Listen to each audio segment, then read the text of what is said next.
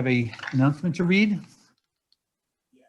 Pursuant to Governor Baker's COVID-19 order suspending certain provisions of the open meeting law, General Laws 30A, subsection 18, imposing strict limitations on the number of people that may gather in one place, this meeting of the Finance Committee is being conducted via remote participation.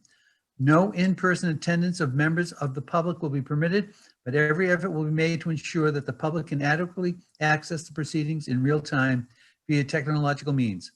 Members of the public who would like to participate in the meeting via Zoom can do so by clicking the link seen on the screen.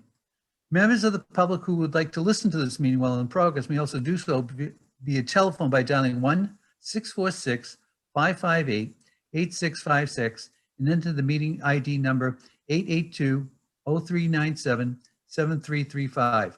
Then press hashtag and then press hashtag again at the next voice prompt. Members of the public attending this hearing designated for the public comment by following the steps previously noted, then press *9 on their telephone keypad or using their raise hand function on Zoom. This will notify the meeting host that the caller wishes to speak.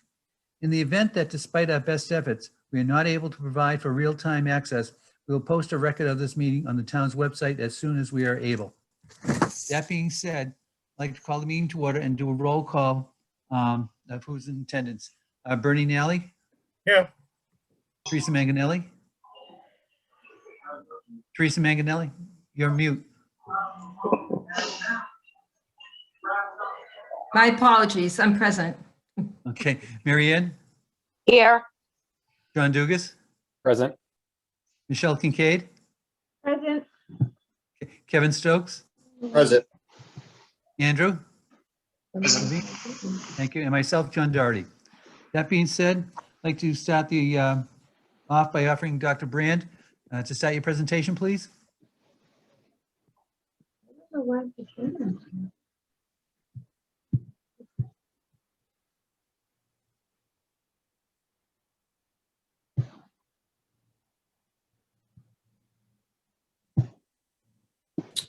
Good evening, everyone, and thank you very much for the opportunity to be here this evening with you. Let me just check if I may. Can everyone see that all right? Yes. Great, thank you.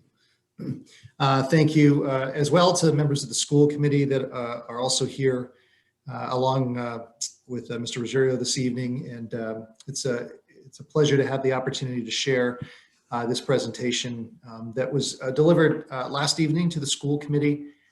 But certainly appreciate the opportunity this evening to share this information with you, as well as the selectmen upcoming next week. This is, in my opinion, a very important topic for the town, and one with the opportunity to present to all three boards, if you will, I think is really important. It's timely and speaks to, I know, the collective desire of our town leaders to engage in the process. The presentation before you is indeed, it's packed with a lot of information, to say the least. But throughout the course of the slides that follow, the effort here is to try and provide an overview for not just this committee, but of course, members of our community, with information on the status of our elementary schools and enrollment. First off, as we get into the slideshow, there'll be some information around the town's facilities master plan that was recently completed in 2018. A moment to take a little bit of a deeper dive into the importance of school facilities as it relates to teaching and learning. And then to return to the facilities master plan to unpack, if you will, the respective recommendations that were identified in that plan. And then ultimately why we're here tonight and timely at this point in the school year, the opportunity that's really before this community as it relates to the Massachusetts School Building Authority. The acronym that I'll use really tonight throughout the presentation is MSBA, as it's widely known. Before I begin, I certainly would be remiss if I didn't take this opportunity to thank a number of members who have more than contributed, but really been a partner in the development of this work. In no particular order, thank you to Mr. Hall, Mr. Hooper, Mr. Perry, as well as obviously our assistant superintendent, Paul Rosario, who have worked tirelessly and put in a lot of hours. And although I'll speak to the better part of the presentation tonight, it could not be possible without their assistance and support over the last couple of weeks. So I think that, it is indeed acknowledged that we are here at a time that's still very challenging and difficult as it relates to the pandemic. And obviously there's an awful lot that is unfolding as it relates to education, the reopening of our school facilities across the Commonwealth. But I think just to take a moment and pause and remind everyone that, the importance of school facilities is broad as well as deep. And in particular, I would suggest, obviously, school districts are not contending with the pandemic every year, thank goodness. But certainly the aspects of buildings is one of the things that I would suggest is why you're seeing some of the differences in response and ability for school districts to contend with some of the challenges that are part of the pandemic. So let's take a moment, if I may, and make sure that members of our community are up to speed in terms of the status of our elementary school facilities. The presentation tonight is really focused on the 6 elementary schools, not the middle and high school, for the purposes of tonight and this information pack. This provides an overview of the 6 buildings and respectively the years that they were built, the current grade configuration that they serve, the enrollment, which is the 3rd line down. And just to note that enrollment is that of the 2019 and 2020 or fiscal year 20 school year. We did that deliberately because of the very fact of the times that we are in, the pandemic, and obviously the impact that not just Wilmington, but school districts far and wide have experienced as a result of COVID-19. And then respectively, the square footage.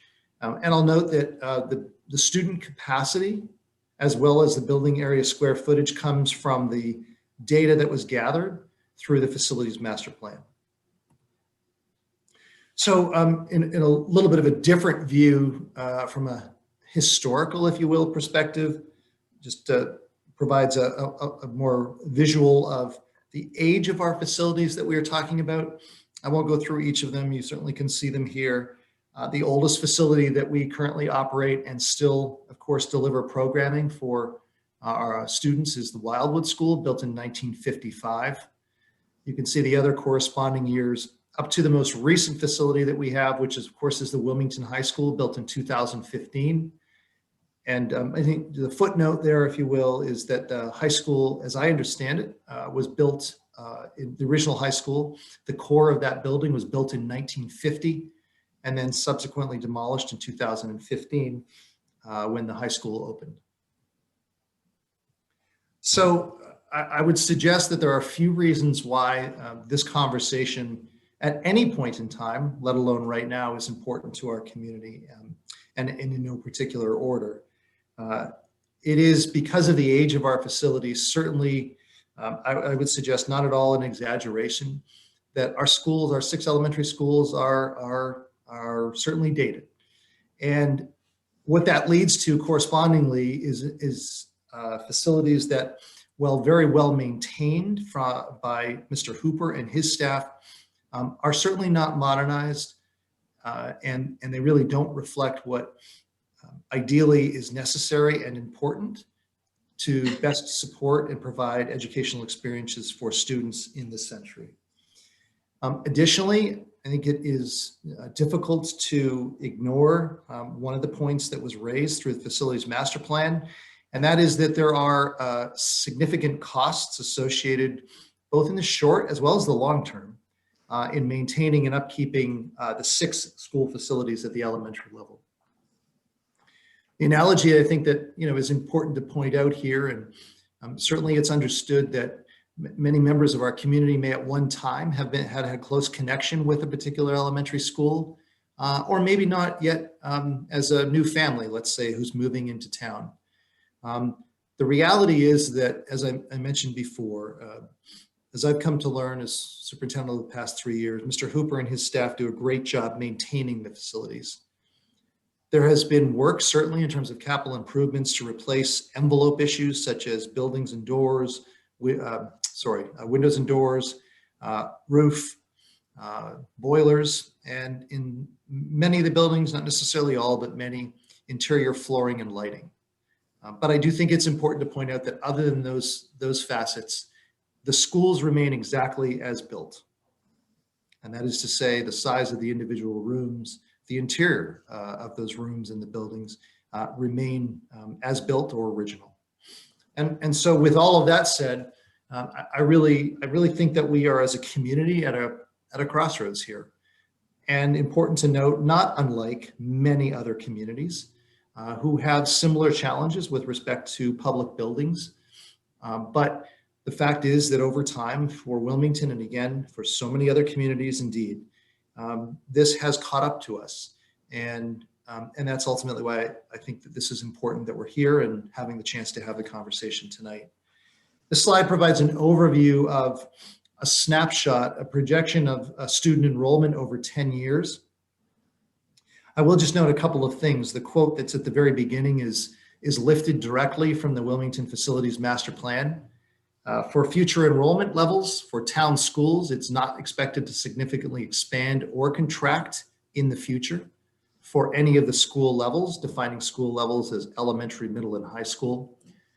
They in the master plan use the term lower schools, but for anyone who might be referencing that report, I think we are equating lower schools with all of our elementary schools.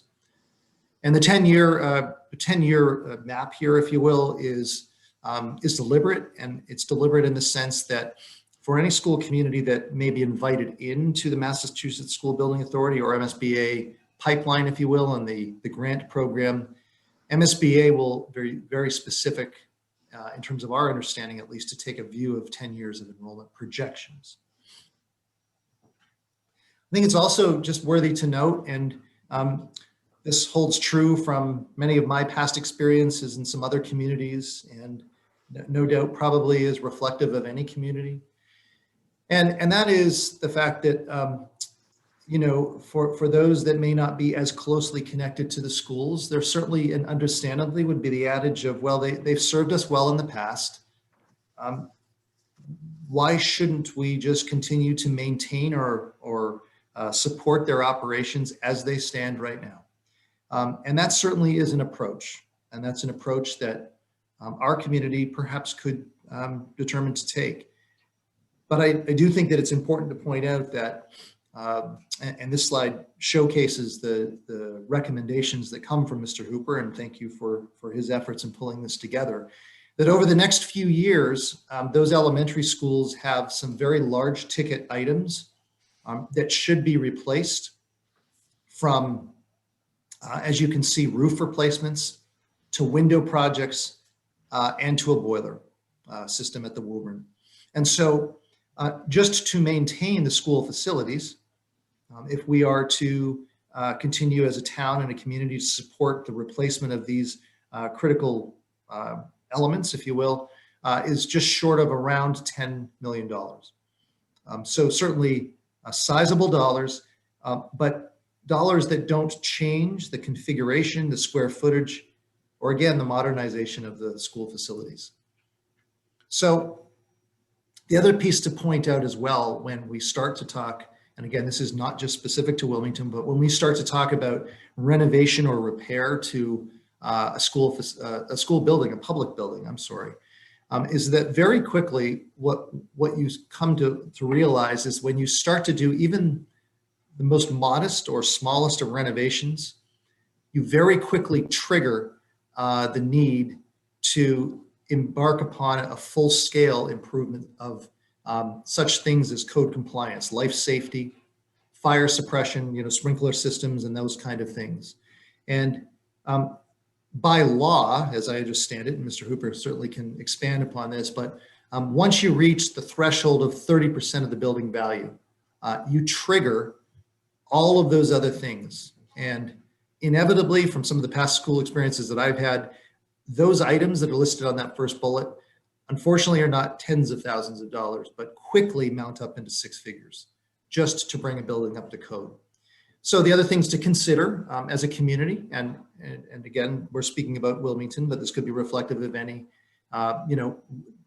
calling into question the age of our school facilities. Does it make sense to maintain the current configuration? The efficiency, and as well, which we'll talk about in a few moments, a little bit further, the total number of transitions for a family and a student from one school to another. So to transition here to the Wilmington Facilities Master Plan for just a few moments, as I'm sure many of the members of the committee are aware, the master plan in Wilmington was completed by Harriman Group in January of 2018.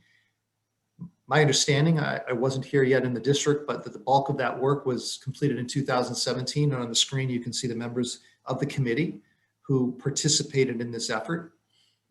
The understanding is that there was also a number of opportunities or a number of efforts pursued to reach out to the community to gather feedback.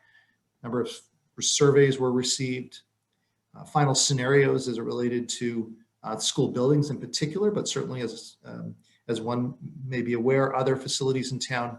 And ultimately that Facilities Master Plan Committee endorsed the respective plan. For members of the community that may be watching and are curious about this plan is certainly a public document, and I know is available in a few different locations. The following slides provide highlights specific to the school facilities in that master plan report. And so if I may, just to provide a quick overview of those. So first off, I think back to the enrollment, the first section, if you will, is important to note. The current school facilities are at or near enrollment capacity. And that is absolutely true. I can tell you after 2.5, close to 3 years in the district, and that based upon our current configurations that are housed in those grade levels and the class sizes that we have within the elementary school facilities, they really are at capacity. And going back to that earlier slide that I showed you a few moments ago, you can see that. There's most importantly, as it relates to this idea of, might it make sense to close a school facility and move students into another building? Something that school communities wrestle with frequently. The current configuration of our elementary schools would not provide for that without the addition of modular classrooms or expansion to facilities. The aging school facilities, of course, we touched upon that, the second section. The functional maintenance and improvement to date, the third section. Again, just to underscore the efforts of the town to maintain the buildings. I think that that's important to note. But as also to note, there are some costly upgrades that certainly are sitting there. Many have been attended to, but there are certainly many more to come. And finally, as the master plan pointed out, the cost of operating and maintaining 6 small schools does come with a cost. Calling into question the cost effectiveness of operating the schools, and certainly from the standpoint of allowing better space and better flexibility of space, if that was not the representation of our footprint. And so I've touched upon these really already, and forgive me in the previous comments, but in terms of the capacity that we're at as it relates to the elementary facilities, and also as, although not really highlighted in this presentation, but a deeper dive into the facilities master plan would certainly show this, that because of the age of our facilities, the classrooms in our schools are really undersized. And they're undersized in terms of not a subjective view, but rather an objective view, if you will, in terms of what's considered appropriate educational space during these time periods to serve the elementary population. And just as a quick point, I would say that it varies from building to building, but the square footage of, for example, our pre-kindergarten or kindergarten classrooms is probably around 800, I think, square feet in Wildwood, give or take, much smaller in the Boutwell. And again, as many know, that those serve our kindergarten populations. A brand new elementary school facility today, building out for classroom space for the kindergarten level, would come much closer to approximately 1,200 square feet. So certainly a sizable change. The next slide provides, again, text from the facilities master plan. And so I've just summarized it here. Enrollment projections, we've talked about the first section. Second one is one that was highlighted through the information gathering. And that really, again, as you know, I was not here through this project, but it became quite clear in reviewing the documentation that was gathered that people in the community seem to have a number of concerns as it relates to the total number of transitions for students from the time they enter the school system until the time they graduate. They go through many buildings, as you know, and so that's what's referred to here as the transitions. And as was pointed out in the facilities master plan, there certainly are benefits, and I believe this to be true, with fewer transitions for students, not more. The size of the elementary level schools was briefly touched upon as well in the facilities master plan. And this certainly may be up to some debate. There may well be, I can't tell you for certain, there may well be some research out there that points to the optimal size. But really, you can't address that. I don't think that optimal size unless you really come to terms of what the grade levels are that you want within that facility. But nevertheless, the facilities plan touched upon this. And then, as I've mentioned a few times, the contemporary space standards and what's considered appropriate. And unfortunately, many of our facilities, because of the age, do lack, and you'll see this in a moment, a number of spaces. Forget about size for a moment, but spaces that really are considered important and really important to support the education of young people. This is a long quote. I will not read it all here for those that may be interested in this. This comes directly from the facilities master plan report, but if I may, just the first part of this I think is important. The Wilmington Public School District currently operates 6 schools to serve the education needs of pre-K to grade 5. The 6 schools require students to make more facility transitions than is typically seen in elementary education. The number of facilities and required transitions in Wilmington creates a situation where expensive core program spaces, defined as gymnasiums, libraries, cafeterias, and such, become more costly and necessarily dedicate needed funds. And the duplication requires WPS, or Wilmington Public Schools, and of course the town, to spend more money on support spaces rather than learning spaces.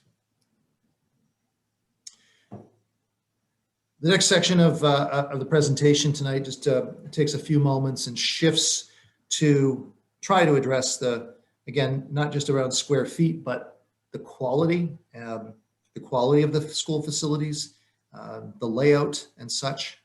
I think that this brings into focus the fact that buildings hold a critical importance other than just having students show up each day.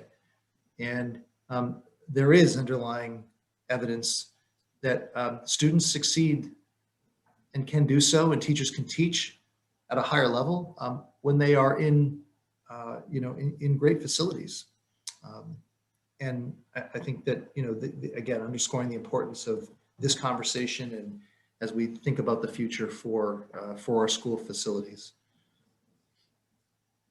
We touched upon really all these points, so I'll move on. So for those that perhaps are not up to sort of speed and have a sense of, because I know I've used this term a few times, 21st century education or contemporary facilities, what exactly does that mean? This really takes that 50 or 60-year-old building that for all intents and purposes had a layout of appropriate classrooms, perhaps a cafeteria, and likely a gymnasium, and really takes that to the point of these other aspects or elements that any community that would be building a new facility today or tomorrow or this year, many, if not all of these, would be cornerstones of that building plan. Collaboration space for educators, outdoor living or outdoor learning spaces, thermal comfort, lighting, of course, ADA and accessibility, something that all of our, most of our facilities are are certainly in need of updates. Media centers or libraries, and flexible spaces to support teaching and learning in these times. These are not representative of our school facilities, but just to give a glimpse for really, and the intention here is for perhaps someone from our community who's not been in a modern school facility lately. And this is not outside of the norm of what you might see in a more contemporary building. The flexibility, the natural light, and just a source of adaptability for teaching, learning, and other activities that take place through the day. I was interested in getting some feedback from our educators at the elementary level around their views of the current facilities that we have. Again, keeping in mind, as I've mentioned, that I wasn't here during the original facilities master plan. And so this graph has a lot of, I know, parts to it, but just to draw your attention to a few, the color coding system on the top left. The blue represents the perception, obviously subjective, of elements that from the educator's standpoint may be non-existent or perhaps in their opinion poorly designed. The red is a fair assessment, and we'll call that yellow or goldenrod, I'm not sure, strong, that design element, if you will, is strong in that facility. We had almost 149 to be exact, elementary educators who provided feedback on many of those elements that I just mentioned in the last slide.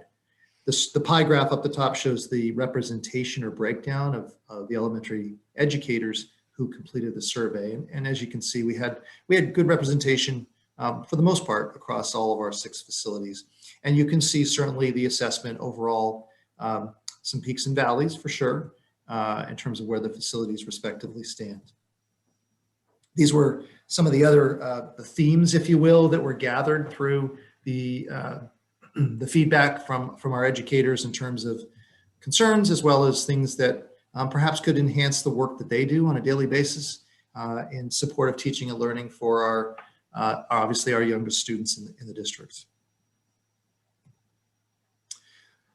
The next few slides, they highlight the Wildwood School, and the Wildwood School, not just because it's the oldest facility in the district, but also because it does represent right now what our priority project is as conveyed to the MSBA. These are current snapshots, current pictures of the facility that were actually submitted to the MSBA. Normally, MSBA would send out visiting teams to school facilities to tour them and to get an up-close look at the infrastructure. Because of COVID-19, that's not something that they've done this application cycle. And so they've approached it in a different way and asked communities who have applied to provide video as well as photos of the facilities. And so these are snapshots of Wildwood School. This is the front entryway of Wildwood. This is a snapshot, and thank you to Mr. Hooper who captured these, I think, of the health center office. Some tight spaces, certainly, and some issues from a number of different standpoints in the facility, but you certainly get a sense of the contrast in terms of an older facility like that. So the next, sorry, just to go back, so let's shift, if we may, to the facilities master plan recommendations.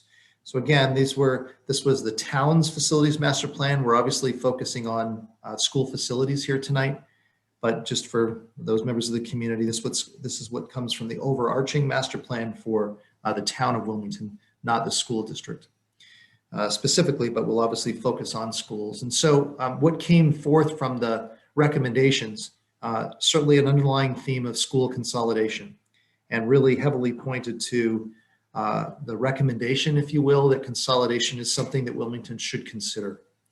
And there are, I think, a number of factors that support the idea of consolidation. And again, just to make sure everyone's thinking in the same terms, consolidation, taking more than one school and collapsing that into one facility. And that, obviously could be supported by building expansion, renovation, new construction. What are the ideals or what comes out of consolidation? Well, these are just some of them.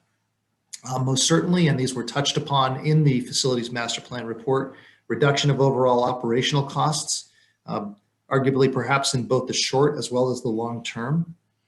Minimization of school transitions, depending upon which template that you may as a town pursue for school transitions. Time to completions is one that we'll talk a little bit more about in a few moments. How long does it take to complete the consolidation project or projects that might be considered best for the community? And the last bullet is certainly, there is no question about this, but understandably, unless one has a connection with MSBA, you may not be aware, but MSBA is very, very keen on the idea of school consolidation. They are the only grant funding program in the state for offsetting costs for a community for school new construction or renovation. And they really want to see statewide the total building count drop. And they want to see it drop for hopefully, a number of reasons, not the least of which is in the end, the cost effectiveness for the taxpayer at the local level. The recommendations that came forth from the Facilities Master Plan are highlighted on this page. The recommendation is that the town should consolidate its 6 elementary schools into 4 schools. The recommendation included, that schools should be organized as a pair of schools for the pre-K through grade 2 levels and a pair of schools for grade 3 through 5. And the way to do that would be to preserve the operation of 4 schools, all but the Wildwood and the Boutwell. But each of those 4 projects would require renovation and additional space. We don't have to spend much time on this, but we can certainly come back to this if you'd like. But this is the plan, if you will, that was highlighted, the consolidation plan for the schools as what emerged as what was considered the best option in the Facilities Master Plan, leaving SHAWSHEEN, WOBURN, North, and West as operating facilities to serve the elementary student population in Wilmington, eventually leading to the closure of Boutwell and Wildwood. This is a graphical representation of what the master plan recommendation called for. And if I may, I'll just point out a couple of things. I know there's a lot of colors and shapes and pieces to this. Let me, if I may, just guide you through. So the list of building sites is on the left, farmost left column. This is a snapshot of the grade level that those buildings serve in this current year, 2021. So for example, SHAWSHEEN, of course, serving grades 1 through 3, which it does. And this has been broken down by project. And the Facilities Master Plan did indicate that the way to achieve the consolidation of 6 buildings to 4 was through 4 separate building projects. And that would be both a whole-scale renovation as well as addition. The way that this has been carved out is very, in the years, the corresponding years for the projects is deliberate. And that deliberacy is centered around the assumption that these school facility projects would only be possible from a financial standpoint if the town partnered with MSBA. Now, I just pause to say, of course, the reality is that unlikely in any given year, there are towns throughout the Commonwealth that embark upon school renovation or new construction without MSBA assistance. And that, of course, would mean that the town as a whole is absorbing all of the costs for those facilities. MSBA, we'll get to that in just a moment, is the grant pipeline of considerable dollars. Most recently, obviously, the high school project in Wilmington, which is a benefactor of the program. And it helps offset the costs. The thing is that MSBA will only support 1 project at a time in a community. 1 project at a time in a community for a core building project. They may partner with a community to do a roof or a boiler system or new windows and doors, but they only do 1 building project at a time. And they also are very clear and tell communities that if you are in their pipeline, if you are a project, you need to count on no less than 5 years to completion, but usually between 5 to 7. So this graph splits it down the middle and takes a 6-year increment, which is why you can see these are years across the top. And so this model shows that if the facilities master plan option was fulfilled with 4 building projects, and the only way to do so would be through MSBA financing, project by project at a time, the master plan recommendation would be completed in approximately 2045. This is a slightly different version of that facilities master plan project. This is one that we played with, and we played with to go a little bit out of sync of what the master plan project recommended, for the sole reason that in that previous version, the version that's in the facilities master plan report, the Wildwood School was actually not part of the first phase of construction. It was part of the second phase of construction. And we think, I think that's of concern for us because of the state of Wildwood. And so this version, if this were to be the plan for Wilmington, approaches it a little bit differently and pushes up the Woburn Street as the first project. But still in the end, 4 projects, Woburn Street, SHAWSHEEN, North and West, and again, over the span leading up to approximately 2045. I'm sorry I didn't point out in the previous slide, but the empty circles represent the closure and or no longer operating of the facility for supporting students. These are snapshots of the financials for these building projects that were included in the facilities master plan. We can certainly come back to these if you like, but these the Harriman Group put these together based upon their assessment. I will point out, and I think it's important to note, that these are 2017 costs.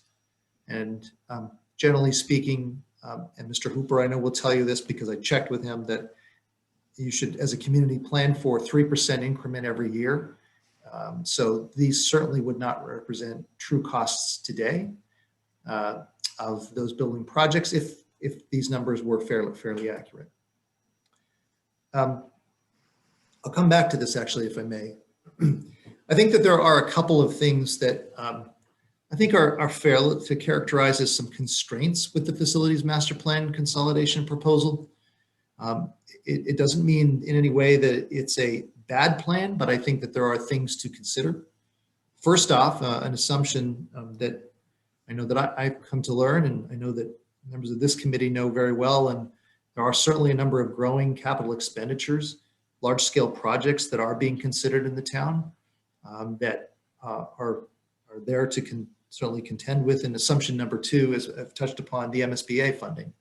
And is the MSBA the vehicle to support any kind of school construction?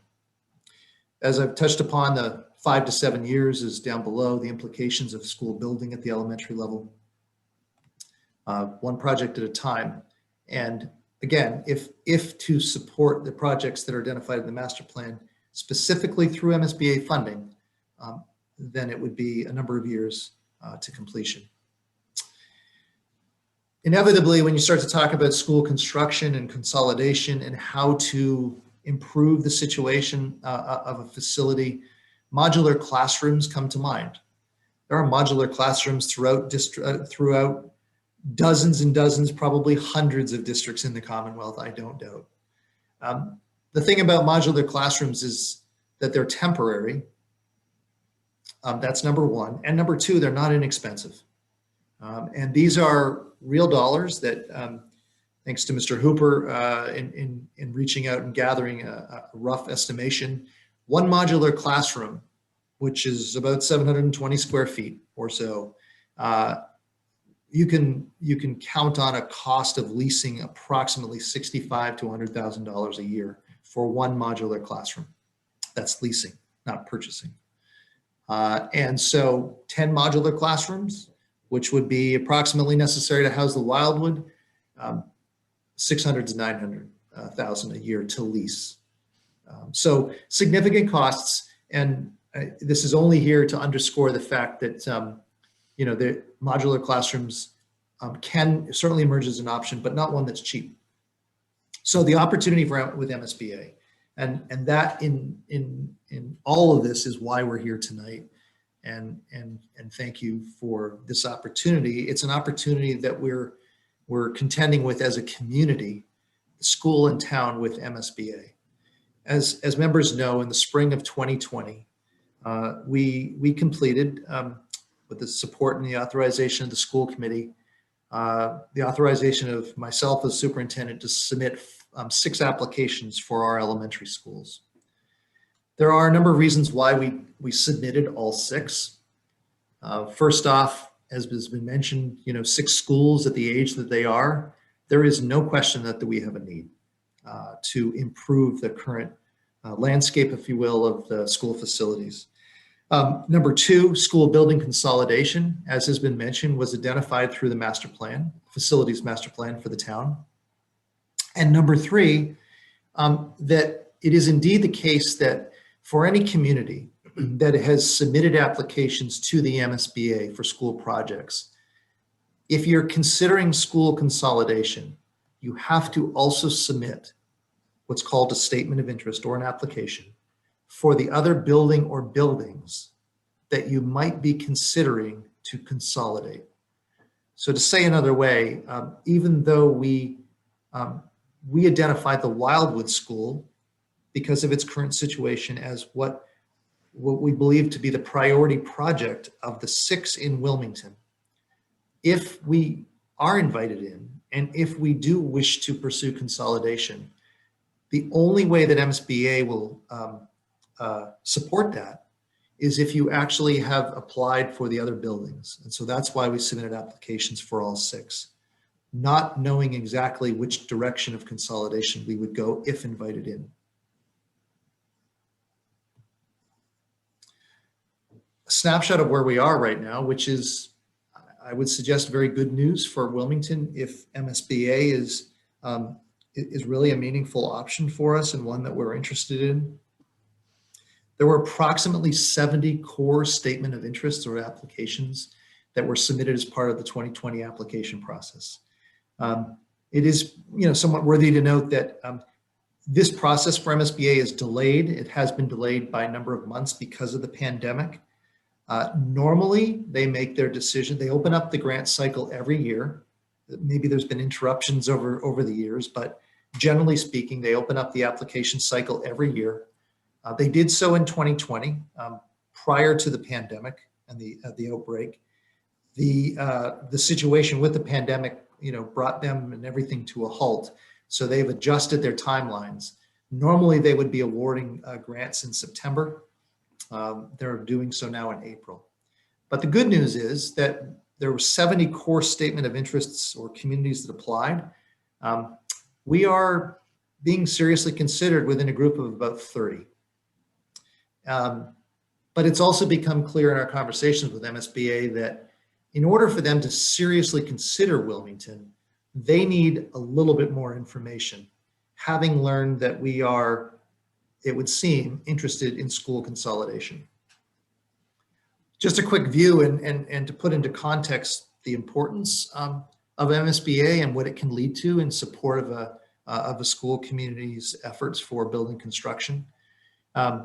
So the high school, the Wilmington High School, that project was about $82 million in total. The Wilmington cost was $44 million to the town of Wilmington, with the MSBA grant of $37 million. And that, again, that's a grant, that's not a loan. I think that's important to point out. So the approximate reimbursement rate around 45%. So, you know, certainly an elementary facility is on a much smaller scale than the high school.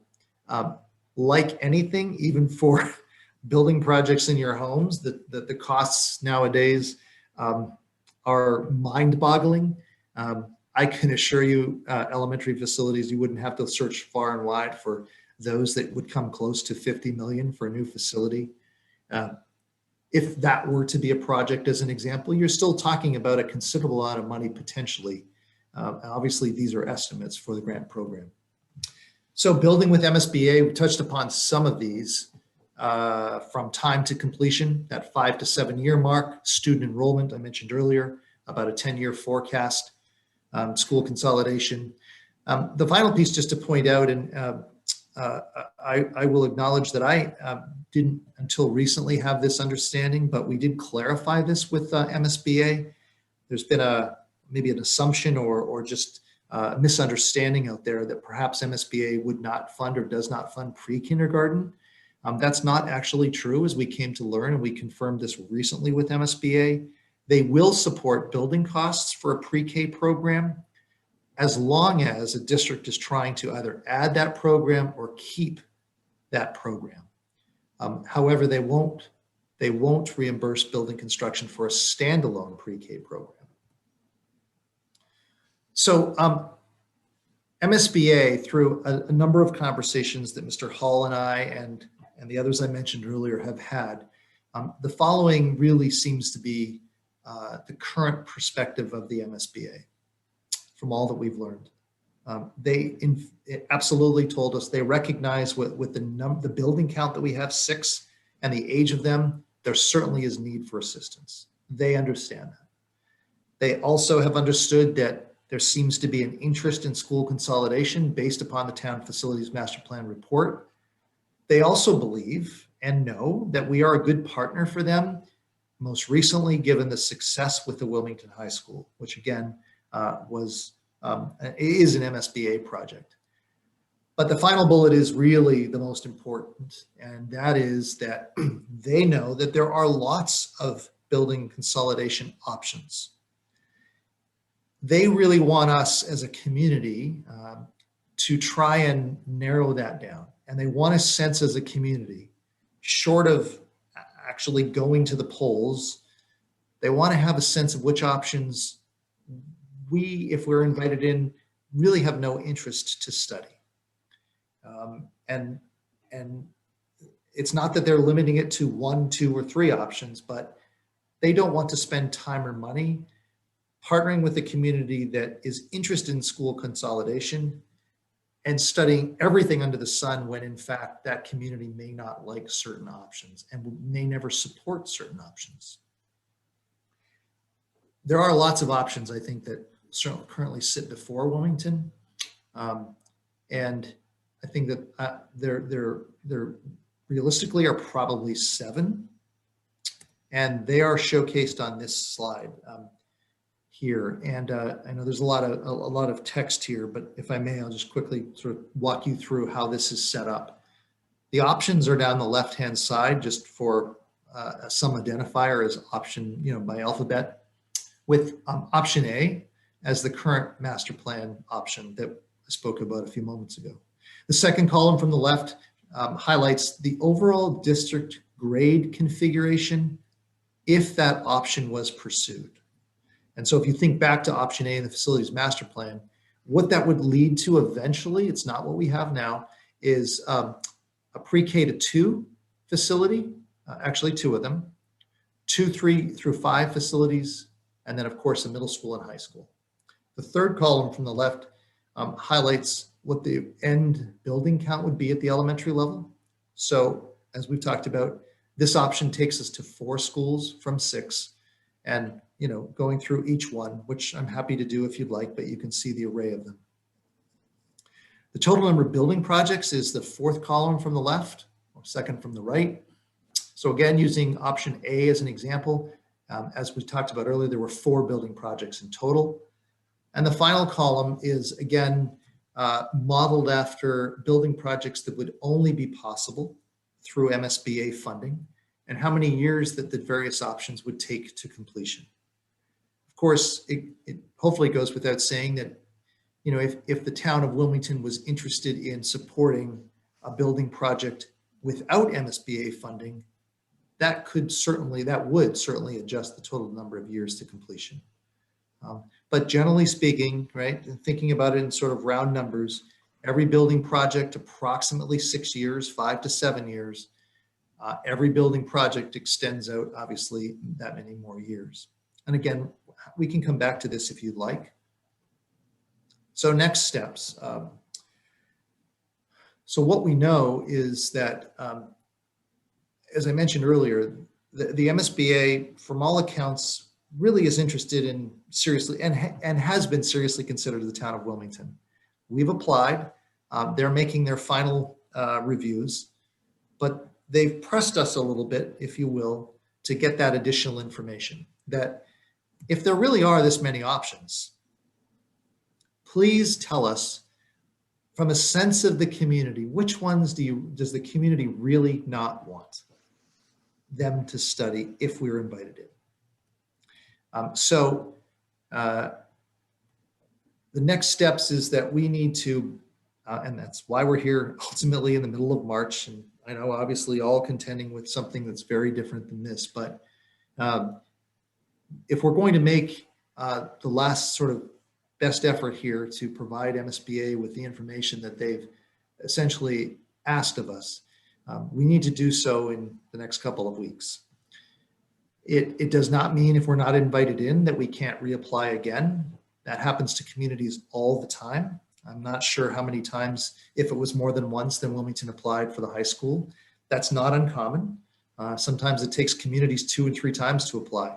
It all depends upon the other needs of the schools in the queue. But after a lot of conversation with Mr. Hull and I, we felt like we were at this point, even though there's not a lot of time, and even though we're trying to navigate these meetings through Zoom and such, it seemed like we should at least make it an effort to get a deeper sense of the community. So it's with all of that this information is shared with you this evening. As you know, that it was shared last evening with the school committee. We'll have another opportunity on the 15th. Acknowledging the fact that it's not ideal, but the best sort of course of trying to gather a sense of the community that Mr. Hull and I talked about was a survey. Not ideal for sure, but within the relatively small window of time, something that we thought at least could provide a sense of where people's thoughts are. And so with all of that, I know that that's a ton of information, but I'm happy, or I know Mr. Hooper's here, Mr. Hall, Mr. Ruggiero, to take any questions that folks may have. Teresa. Thank you, Doug. Excuse me, before we get into questions, I believe the school committee has a quorum. And if Chair Bryson could please give a roll call for this meeting, please. Hi there, Mr. Doherty. Sure. How you doing? Nice to see you. Good seeing you. I'm looking here. So we have MJ Burns, Here. David Ragsdale, Present. Joe Newhouse, Here. and Jen Bryson present. I think that's it. Is that right? That's right. Thank you. I appreciate Perfect. that. Thank you very Okay. much. Okay, now we'll open it to questions. Teresa? Yes, thank you. If we could just go back to version number 2 on your phases of facilities master plan. My question is, so it looks like the first project would to bring the pre-K and K into the Woburn Street School and combine it with grades 1 through 3. And it remains as pre-K through 3 for 12 years until grade 3 is moved over to the north. Would it be possible to just leave it at the Woburn Street School as pre-K through 3 and eliminate the north being added onto and the west being added onto, and we could do the same thing with the SHAWSHEEN?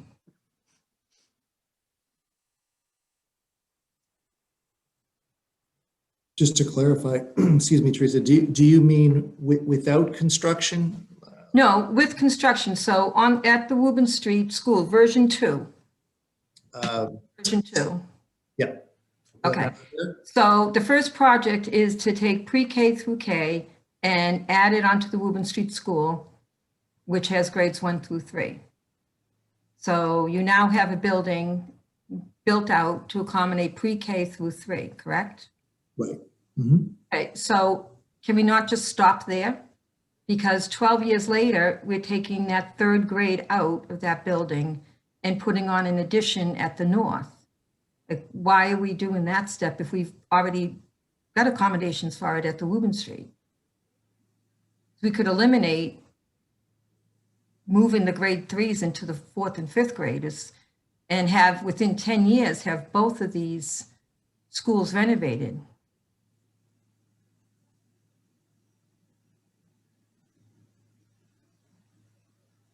So, I mean, and certainly, Mr. Hooper, Mr. Ruggiero, if you want to add in, it certainly could, I suppose, be possible. And, you know, this is where I think it's also important to note that as it relates to the MSBA and the options, the whole options there, what they will do if we were a community were invited in, is they would further at a much more granular level explore the options, the site assessments. You know, can the Woburn Street truly accommodate a building of certain size, and does that mean that you can go outwards, or does it have to go upwards? You know, literally by stories and all of those kind of things. So, you know, in that example, or this example that you're suggesting, if the idea of consolidation for pre-K through 3, or the 2 buildings as you're suggesting here, definitely reflects an option that the community would be interested in, they would study that for us and they would be able to map that out. So that absolutely, I think, could be an option. And I don't know, Paul or George, if you'd have anything to else to add. If I could, thank you. I think this version was really to highlight that when we applied to the MSBA, we had to choose a priority school, and that was the Wildwood. So by doing that, that means if we got invited in, that school had to be part of the project.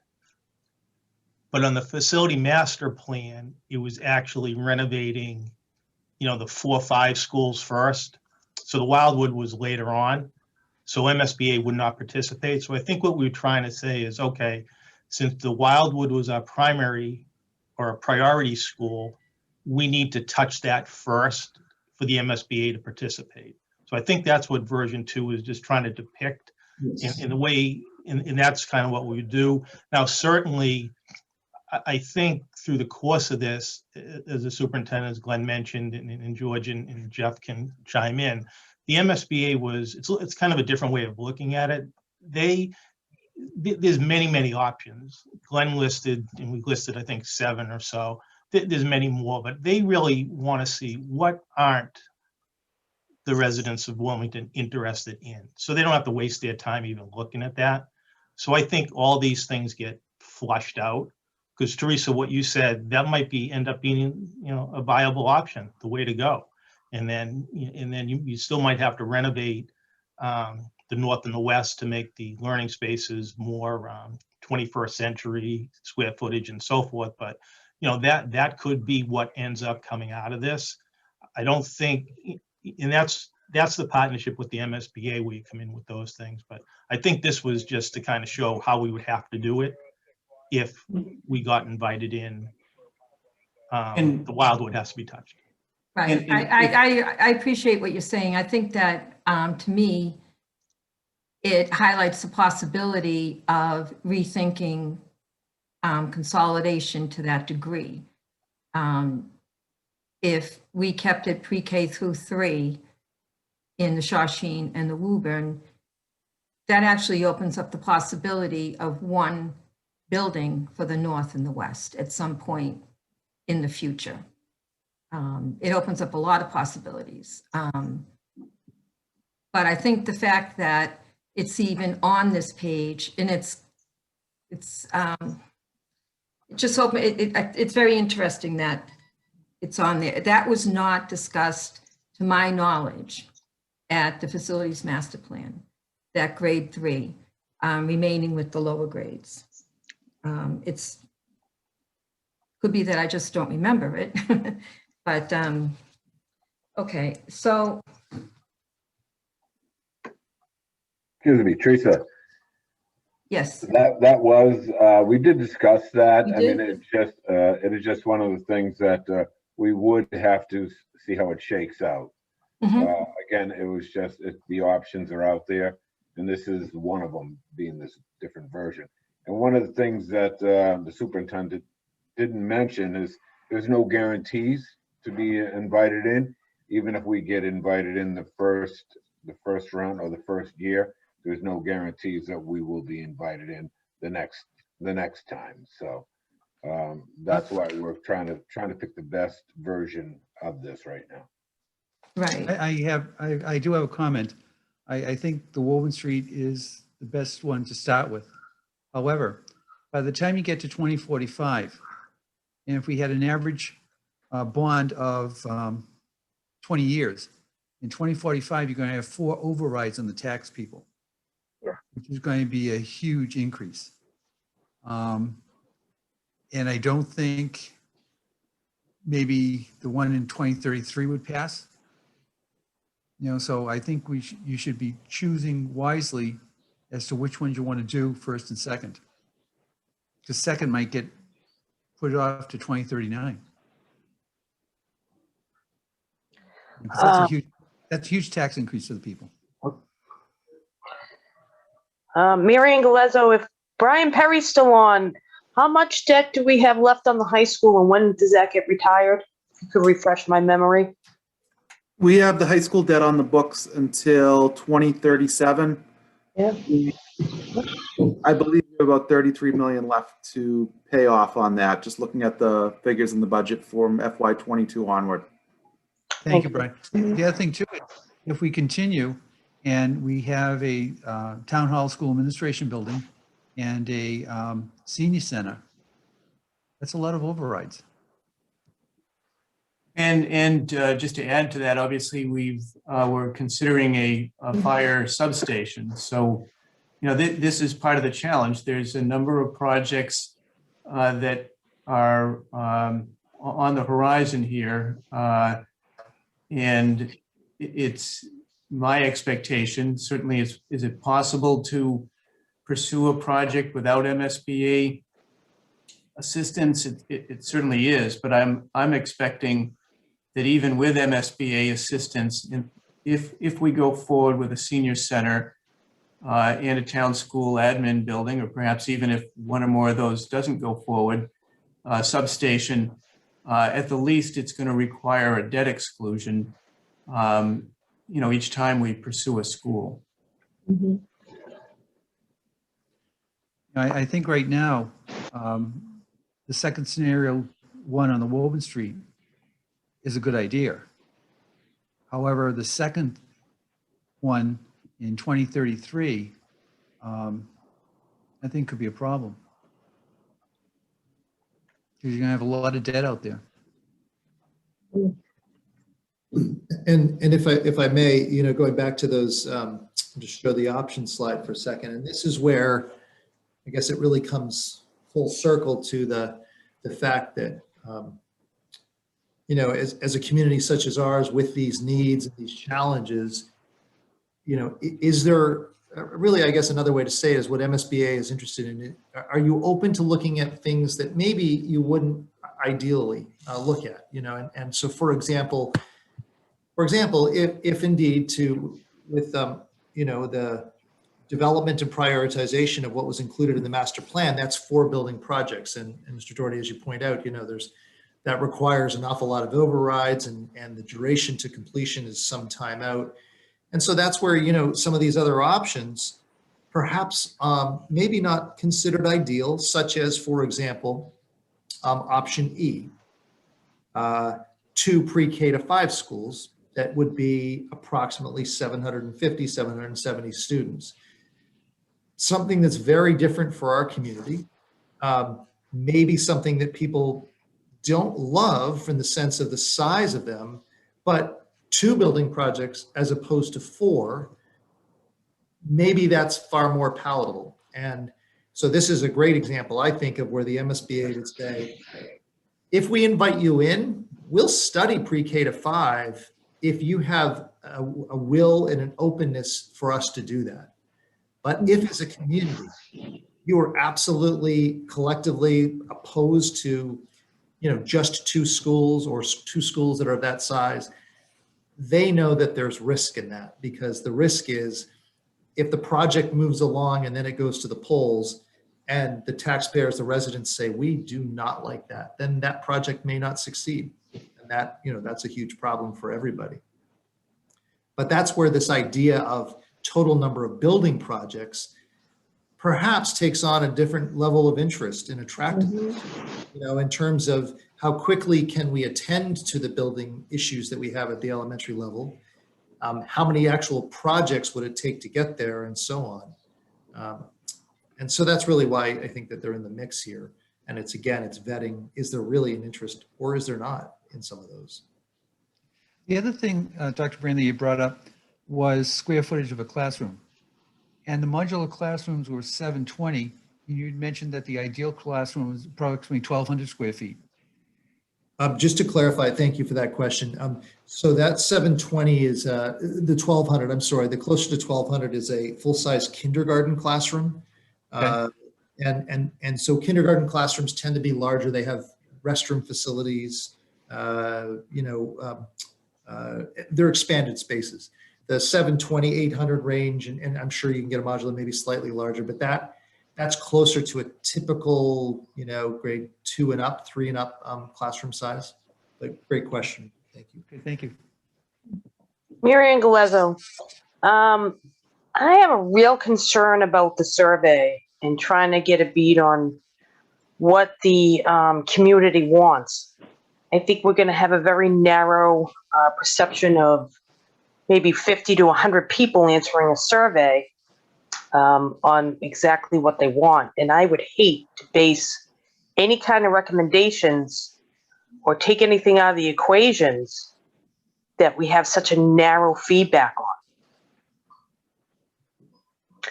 I know you said your survey is going out Friday or Saturday. Well, that was the thought, soon after, as these presentations roll out, and because there's, obviously a relatively small window here to push them out and try and gather some feedback. Is the survey going to all the residents? That would be our thought, and Mr. Hall and I, as best as we can, broadcast that. Both, obviously the school has an information system that we can tap into to families. The town does to a degree. The thought would be to leverage WCTV to try and bring it to the attention of residents, as many places as we could. But there's no question it has limitations for sure. And I would That's true. just to add to that, and certainly to your point, Ms. Galezzo, this survey, it's obviously hard to tell how many folks are going to respond. Typically, surveys are not, the responses are not great. I think in the facilities plan, there was a survey that generated something over 400 responses, which, Mm-hmm. given the voter population, that's a pretty small number. But I think I think the expectation is that is the results of that may not be representative, just because it may not statistically be significant, but it may be at least an indicator, along with the commentary that is provided by the school committee, the finance committee, and the Board of Selectmen. As the superintendent indicated, this is, not ideal. Obviously, the time is a constraint here, but the MSBA essentially indicated to us, look, we believe you have the need, that you seem to have the financial wherewithal in terms of your reserves. What we cannot do, though, is examine the full panoply of options out there. We are looking for you in some manner to come back to us and narrow the field. Okay, so a follow-up to that. I guess my biggest concern is we're at the 11th hour here, and I think a lot of these options haven't been fully vetted. I don't even think the community as a whole are even aware of this. That's a big concern for me. And I understand that we need to, go back with our, least favorable ones. But what happens if, as Teresa mentioned, we have one that outshines the rest? I mean, I just feel like we are rushing this through, and I don't want to do a misstep. If I may, Ms. Glover, it's a good question. And two things, just going back to your last question or concern with the survey. And I don't think I mentioned it, or Mr. Hull, but just to be clear, the MSBA did not suggest or is not requiring us to do a survey. We just thought that it would be a way to sort of dipstick, if you will, and gather, some sense of what was out there in terms of reactions. But just to be clear, it wasn't it's not a requirement per se, but it all is sort of pushing in that direction. That they said, look, we understand that you have this consolidation on the mind based upon the facilities master plan report, and you have that one configuration, or in this graphic, option A. If there are others, tell us which ones those are, and don't tell us the ones that you don't think as a community you'd be able to support. That's number one. Then number two, though, to your last point, and Paul mentioned this last night in the school committee meeting, which I think is great and important for everyone here tonight to understand, that none of these decisions are binding, that conveying to the MSBA that we would have an interest, for example, in exploring a pre-K to 5 school, or we'd have an interest in exploring, a pre-K to 3 school. They will, if we're invited in, partner with us. We will, as a town, enlist a third-party consultant to really take the analysis to the next level. They'll vet those options. They will look at the building spaces that we have in town, and they will be able to showcase for the community, this can work here, it can't work here, here's how much it would cost, and all of those things. And then ultimately the town can choose. The town has to choose, as I understand it, right? They have to go to the polls to vote it. So that's a great question. And I just think it's important to note here that this survey in and of itself is not, the purpose is not to try and pick one option only and share that with the MSBA. So I hope that helps a little bit. So I guess, again, I'll go back to the survey. If we're only going to get maybe 100 responses and it's not required, I don't think that at this point you confuse the general population with what's going on. I think we need to do a clear presentation to the general population, numerous meetings, whatever that might be. To put the survey out here is going to raise a lot more questions than that is answered in the survey. My other question is, I know that last year at town meeting, we allocated money for a study for the WILDWOOD, to see how long that building had, what its deficits were. Do we have those results as of yet? No, that is a work in progress. We need to get a firm on that's going to do that work. How long are we out on having that kind of report? I hesitate to provide an estimate until we get proposals in. I would think it would be perhaps 6 months. Because, that's going to be a big key on the driving factor in this whole buildings. What needs to come first, what needs to, we know it's the WILDWOOD, but how much time do we have? These are questions that we need to get answered too. I'm kind of disappointed we don't have this report. It was in last town meeting, so it is what it is. And I know the pandemic hasn't helped any of this situation, but I just feel at this point we're rushing this a little too quick. And I think we need to get this out into the population and figure out the best way to go and go back with a clear picture to the MSBA exactly what we want. Now, You're Marianne, muted. you're muted. Oh, Okay. is this something that they completely will vet out for us? And then they give us 6, 7 options to pick from? I mean, how does that process work at the end? I'll certainly take a stab at that, and then others can join in. So also a great question. And the one that they've stressed with us, there's a few different examples from their work in different communities, but you know, one of the options obviously on here is keep everything the same. Option F, keep all 6 schools operating, renovate each one, and you know, and that's what would reflect the best for the community. But if they were to come in and really carefully analyze all of those building needs and so on, and that's not representative of what the community thinks is best, then they worry about that. So they've just stressed, they've not given us a certain number of options or put a cap on it, minimum, maximum, anything of the sort. They are, and they will come in and they will study that which we say to them.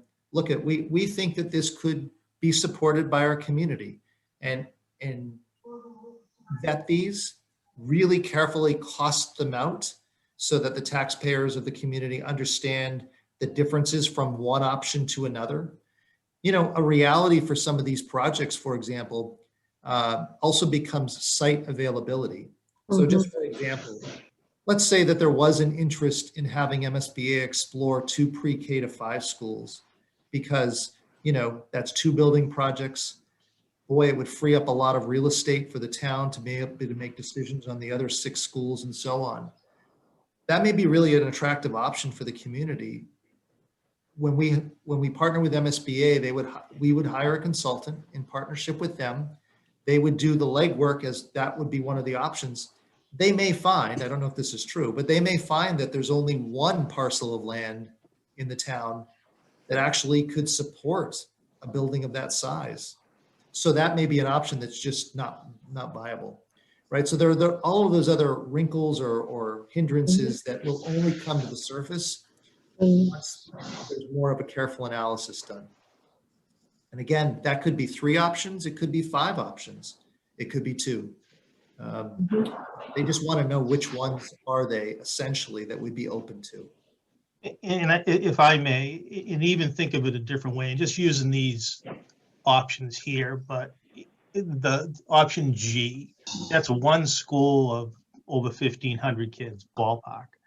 Well, you know, if a question to the community is, would you be open to 1 large pre-K to 5 school in the whole town? And the community says, absolutely not, you know, that's too big of a school or what have you. I'm not saying that's how it would be, but as an example. Well, so that would be an option the MSBA would not look at. So that would be something that they know the community wouldn't support, 1, you know, very large building.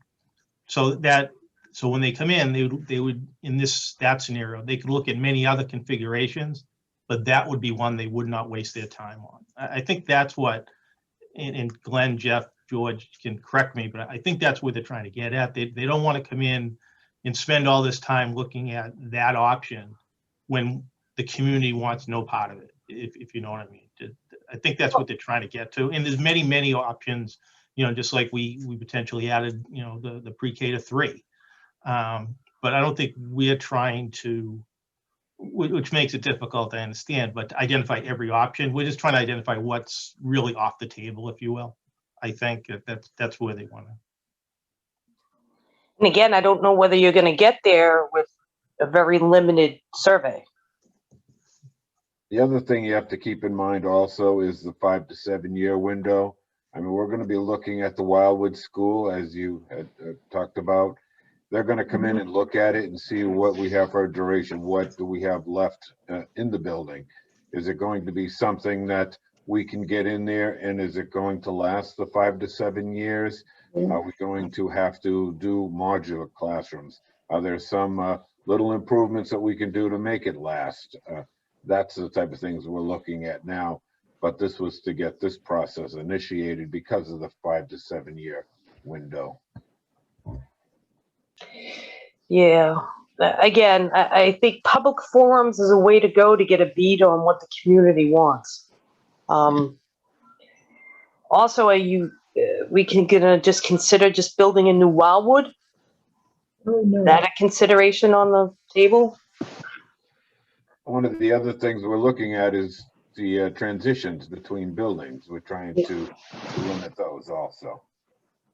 I really believe personally that that as much as there are a number of challenges here, if we're going to, and we certainly have to look at making upgrades to the buildings in some fashion, that now is really the opportunity to look at not only the physical structures, but what should be the grade configuration, and should there be adjustments in the transitions between grade levels. Certainly an option would be to simply replace the wildwood or the boutwell for that matter and leave everything as is. Is that the best approach for the next 50 years? I don't know. Teresa Manganelli? I think that given the consolidation, the attractiveness of consolidation, both at the state level and locally, whatever we do with the wildwood has to be in sync with what we would eventually do with the other buildings. And I also want to go back to the issue of communication. As it was mentioned earlier, this is the 11th hour. The Finance Committee is just now being introduced to this concept. In order to get a school built or any building built, I believe you have to work through consensus and you have to plant seeds. People need to start thinking about it and talking about it and having information sent out to them. This has operated almost in its own sphere. And a few people were aware of it and were in on, conversations that were being had with the state, but certainly the Finance Committee was never updated. So that's a problem because the school committee, the Board of Selectmen, and the Finance Committee have a shared goal and a task that's assigned to our positions. That is to share communication and knowledge with the community. So when you're out in the community, in your neighborhood, or you're with your family or your friends, and people ask you questions about what's going on in the town, we all should be able to answer them intelligently and with facts, and we should be able to dispel myths. Right now, or as a couple of days ago, as a Finance Committee member, I would not have been able to address the fact that the town is going to the MSBA for potentially 4 schools. So that's a big problem. It's something that I think, and with all due respect to the schools, given this year, I think communication it's been horrible for everybody, and especially for the schools. You've really been hit hard. So it's not a criticism of what the way it was handled. It's more of a picture of why it's a difficult concept to get behind, because it's new and it's happening in 2 weeks. That's tough, and it's tough for the community to get behind a project that they're not familiar with. There's no denying that our schools are older. I think you brought out a lot of good facts about our schools. They are well maintained. And there's absolutely no denying that if we had the opportunity to draw a town today, we certainly would not put buildings where they are currently, and we certainly would not design our school system the way it is. We inherited and we made do with what we had, and this is where we are today. And it's all coming home to roost at the same time. And it's difficult because we have other projects ahead of us. I'm concerned about the Wildwood Street School. I don't consider the other schools to be critical, but I do consider them to be of concern in the future. But I am also concerned with other projects that are going on in the town. So Kincaid, there's something wrong with my video, so that's why you can't see me. I have a couple of things. I understand that it's important for us to get together and communicate on the versions that we want to go to the MSBA with, and I agree with that. I also agree that our schools are old and they do need to be updated, but they're in pretty good shape for most part, except for the Wildwood. And I, as I look over to communities around us, I'm looking at schools in Reading that are, 1959, 1949, they're in the same boat as we are. So we're all in the same boat, but I think that we should pull the community in more, be able to go out and look at some of these scenarios. We don't know if any of them are going to work. We can't tell the community that, but we can at least show them what the scenarios that we plan on bringing up in front of the MSBA, so that when we do get them up there and they do come back with all the different pricing, people aren't just sitting there going, well, where did this come from? And I worked on the committee for the middle school to get that override. And it was a lot of work. And we went from school to school. We went out to different public meetings just to spread the word on why it's important to do it and what was going to be at stake. But I don't think that just meeting with, the boards, the finance committee and the selectmen is the only thing that we have to do here. And why can't we push this off for another year? I mean, if we push this out a year and do a little more reconnaissance with the town, everybody's tired. We're going to brush this together and give it to the MSBA, and we're not giving any time to anybody, for anyone to digest it. I don't think that 1 year, pushing it out for a year is going to be, I can't believe it would take us off the table of the MSBA looking at us, especially if our schools are this old and they recognize it. So that would be my suggestion,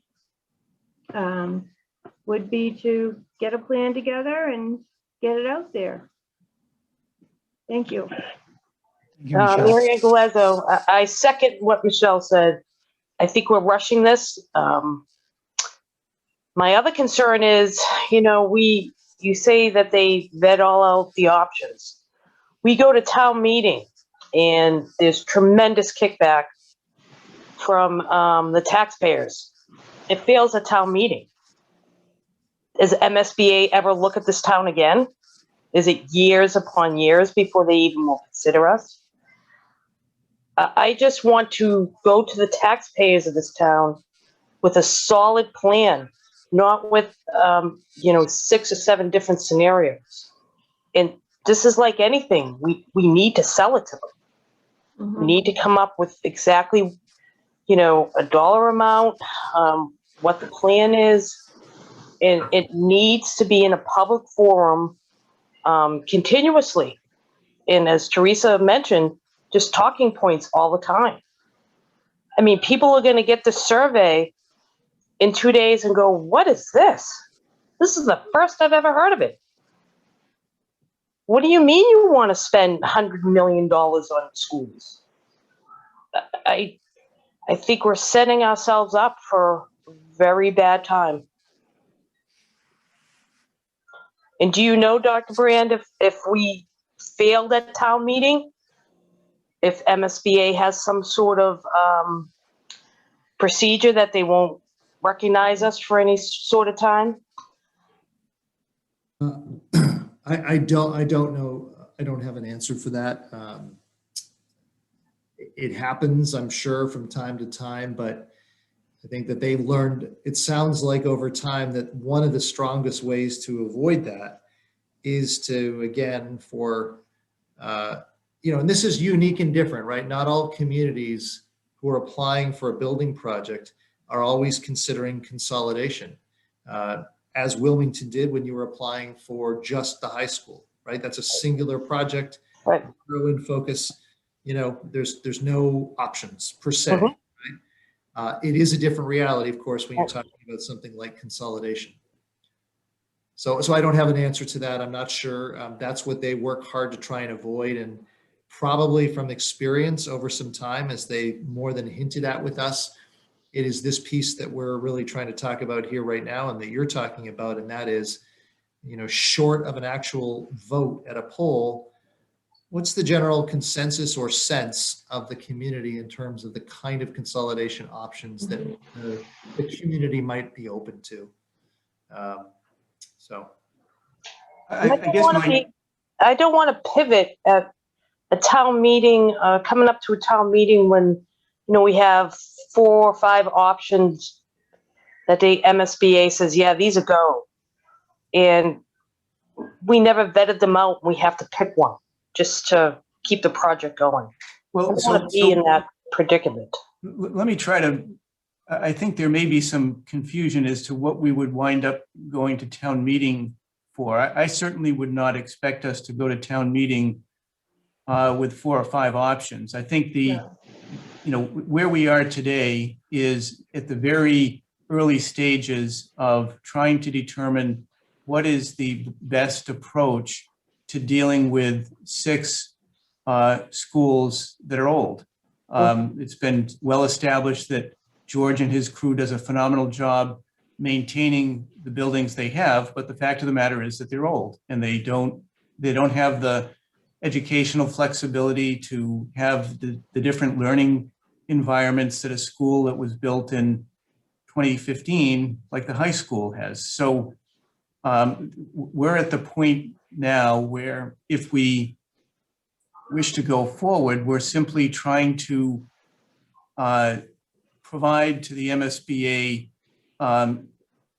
some sense of the universe of options to consider if we get invited in. If we were to get invited into the program, then we would raise funds for the feasibility study, as was done previously for the high school.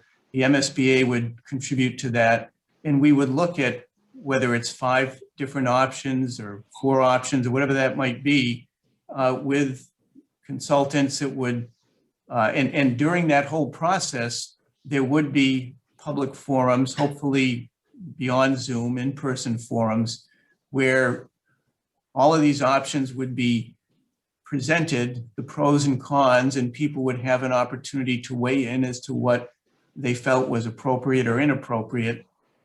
And eventually, over the course of this iterative process, we would come down, I would expect, to a preferred option that, based upon the public outreach, any surveys that we might do at that point, or other opportunities to gather information, we would have some sense that, of the 5 options that we started out with, option C seems to be the one that we can have the most consensus around.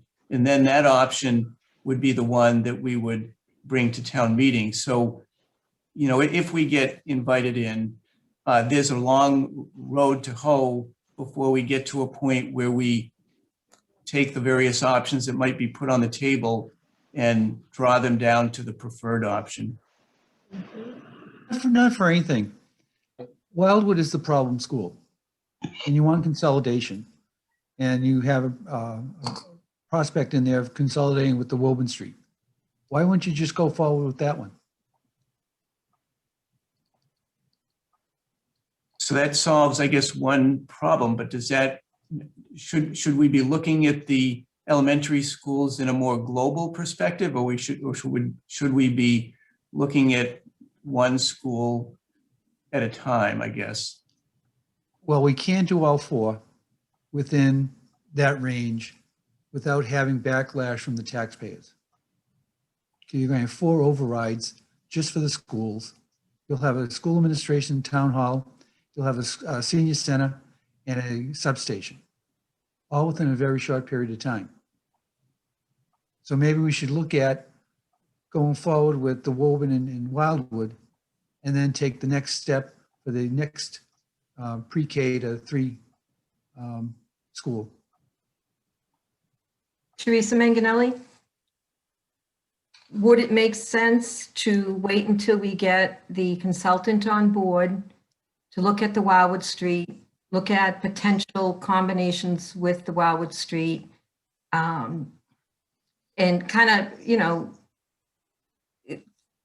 look at some of the options, and if we could expand that consultant's role a little bit, because we may be talking about options that are impossible, as was mentioned earlier. And I'm also concerned with the size of this project happening so fast.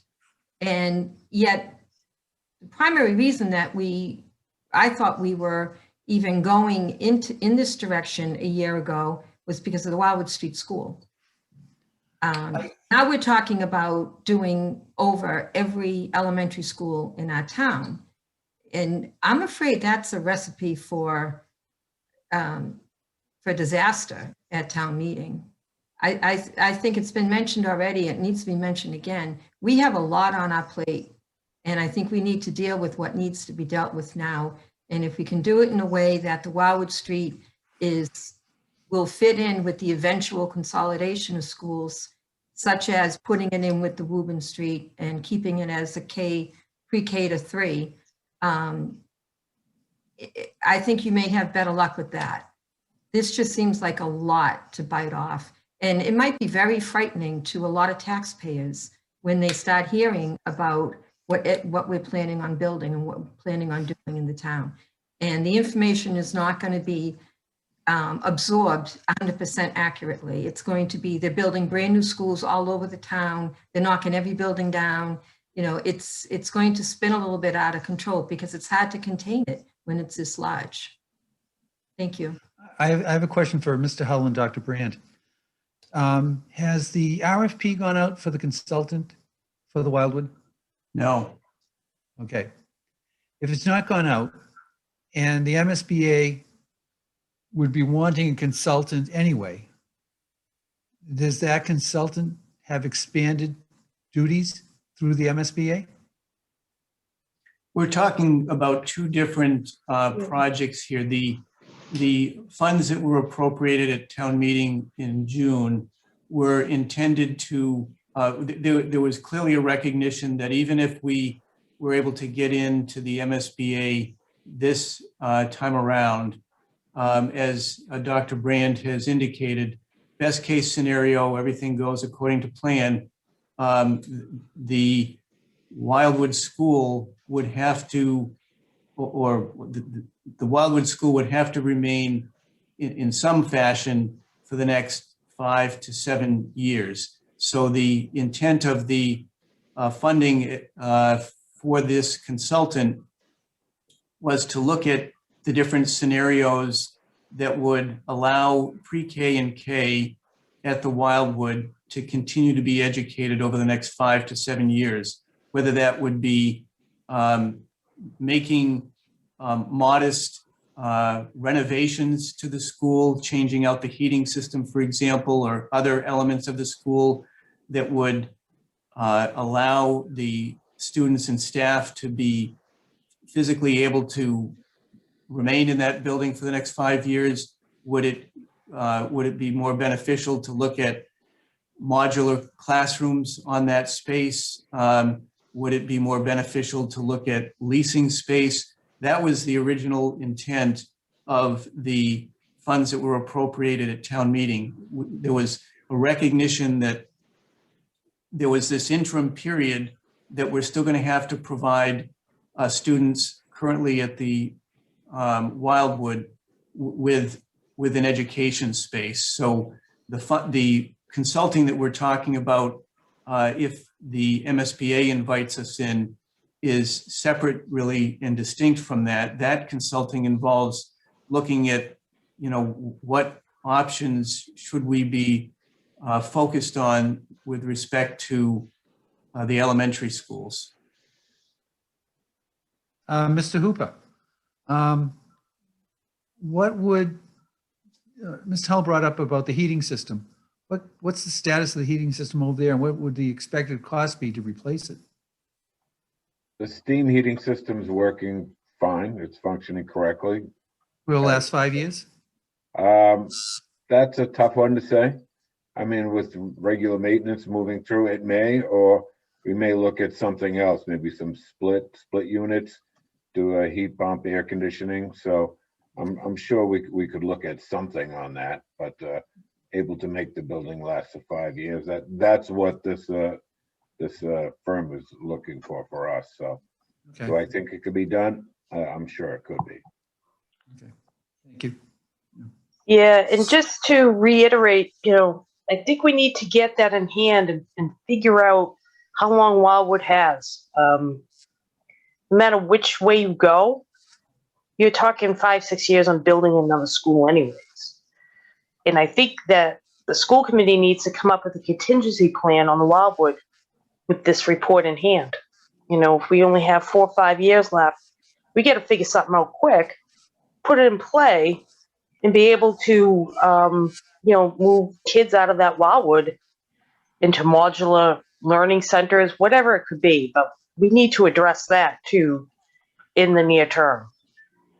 And I got to echo what Michelle said and what Teresa said. I think we take a step back and we get all our ducks in a row and we give this a really good go next year and present a very well thought out plan and several options, and with the whole community behind us. John Dugas, I would actually take a somewhat contrary view to what the rest of the committee is sort of saying here. I mean, I get that potentially this, communication out to the public is imperfect, but I think it's the start of what's going to be a active community engagement around this project. I don't think anyone thinks we're doing, one survey and that's sort of the end of it. At the end of the day, what the result and what we're presenting to the MSBA is non-binding. So, I do think there are potential costs if we're waiting here, because I think at like slide 9 we have, a $2.2 million replacement of windows at WOBURN Street coming in 2025. So, if we push this off a year until we try to get in, and then we don't get in as quickly as we're hoping we do, we might have to be, sinking $2 million into one of these schools before we even start a renovation of it. And I mean, at the end of the day, we're always gonna have some uncertainty around this. So I think it's best to sort of start the community involvement the best way we can, and then, move forward with getting these options. No real question, just my thoughts. Can I also add something too? That's a good point. Communication key. I agree with everybody. We want to get the word out there. Also, we don't want to rush into anything, but we've been talking about this for quite some time. Also, the facility master plan, I don't know how many of you were on the committee when it was presented. It's also been out to the school committee. They've seen it, and and it wasn't this particular item we're talking about, but we've been talking about our facilities for a few years now. And this plan came out in 2018. So none of this should be an oh my God moment. This should be, it's continued communication, and this is where we're coming to at this point. And yeah, I certainly would echo that with George. It's been no mystery that in the capital plans, we talked about the $97 million that was the price tag at the time that the facilities plan was put together. That was just for the schools alone, and then adding the various town buildings with another $40-odd million. So, there's been discussions from 2015 really on from in terms of the development of the facilities plan. And has there been public forums since the completion of the facilities plan? No, I mean, there certainly hasn't, but these documents have been in place for a while now. But, there's no question that, when we get to the point of coming down to final decisions, or before we get to that point, there needs to be a lot of public discussion, and all of that I expect will happen. It's just that at this point, which is very early in the stage, we haven't even gotten invited into the program yet. We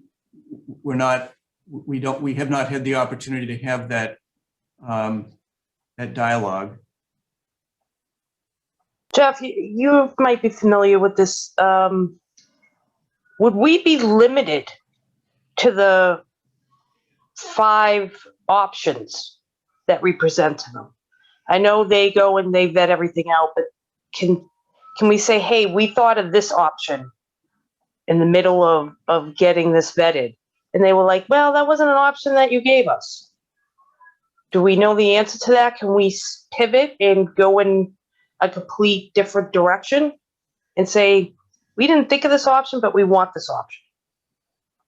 I can't say for certain, whether if we present them with 6 options, for example, and then during the course of discussions, we have an iteration like the one that Ms. Manganelli put forward, that they would entertain that or they would deny that. I don't know. I don't know if Dr. Brand has any thought on that, or I guess the question ultimately is, if we go in with, just for sake of example, 5 options that we at this point in time, based upon what we know, think may be palatable, and during the process that we get engaged with the consultant on, we come out with some variant of those 5 options, would the MSBA entertain that? I suspect they would, but I can't say for certain. Dr. Brand, do you have any thoughts on that? Yeah, I can't say for certain either, but I think that, as has been mentioned a few times tonight from some past experiences that I've had with them, they certainly, they don't enter, a potential project or partnership with preconceived notions. They want to work with the community and really be open to understanding the views and exploring the options or possibilities. If I may, I'll just go back to a comment or two that's been suggested around, doesn't the option, the right one, if you will, sit there before, the community, and that is the idea of consolidating Wildwood with Woburn Street. It most certainly does. And that is consolidation, of course, it represents that. I think that, and maybe it's being a little bit misconstrued here in the sense of that all of these projects have to happen at the same time. Of course, that's not the case. But I guess the interest here, I think, for our community is to try and understand what the long-term and holistic view is going to be to attend to the school facilities. I think I've learned a lot of things about our town over the last 2.5 years in our school system. And one of the things is that is on people's minds is not just transitions, but it's also the variations between one side of town and the other. And, if that is the solution, Wildwood linking together or consolidating with Woburn, that most certainly could attend to needs in 2 facilities. But I think as a community, what we need to be thinking about is what's the long-term view in time to attend to the entire school system. Because I think that people will have concerns about that. If one side is not as part of a plan, even if that plan is, a number of years down the road. So the other thing just about the process, we certainly, and some of you might be suggesting this, we certainly can withdraw our application from MSBA. We would have to do that. But just as there's no guarantee to get invited in this time around, you don't know what will be in the queue next time around. And they have a limited pool of money that they divvy out. And that pool of money can quickly be, eaten up if there's a massive high school project in the queue somewhere that consumes a whole lot of dollars. So you just never know. But the suggestion of withdrawing, certainly could be an option, but it certainly, it could have longer term impact on us. I'm concerned that you don't know the answer to that question. I don't want to be short-sighted on our options. I mean, if another option is out there and they don't allow us, and I know you're saying that they want to work with the communities, but not having a rock solid answer on that question concerns me. I don't want to be limited to about 4 or 5 options. Well, and again, the options, I mean, they will, the options, if you really kind of piece apart or pick apart or dissect the options that, are here right now, you really got, you look at it more whole scale, you've really got, the idea of a pre-K to 5 or K to 5, right? An entire elementary school facility, or you've got segmentations of the pre-K to 5 grade structure. And there could be options within that, quite frankly, that maybe we're not even thinking about. There could be. I mean, and I think that's something that through the aid of a consultant, they will be able to unpack. If, for example, pre-K to 5 is the option that we want to pursue, they'll study that for us. If we say we are open to other options, but not necessarily pre-K to 5 or including pre-K to 5, they'll explore that with us, and they'll take a look at the possibilities. Just one thing, Mr. O'Neill, do we have any members of the public that would like to speak? We do not, Mr. Chair. Thank you. Thank you. Any other questions or comments? None? Yeah, Bernie Nally. As I listen to some of the proposal, I think we're getting stuck on the number of these options that we're looking at. And perhaps, and I wouldn't want to send out a survey with that many options for people to vote on, if you will. I think the committees from finance to the selectmen and the school committee and whatever should look at these options and kind of winnow them out a little bit first. Mm-hmm. Get rid of the ones that really are beyond what we want to do. Because there is a couple there that I would say, hey, just forget about it. I mean, they were thrown in there, but yet they're not realistic. I can't remember them exactly as you lose the screen, but there's one for, I don't know, 40 years or something like that, or 50 years. And that's kind of too far. By that time, you're going to rebuild an entire school department buildings. But at the same time, I do want to get our students out of Wildwood as soon as possible. And I think that's an issue we've got to keep in mind. If we don't want to delay this thing too much, I don't think the building is really worth putting any money into.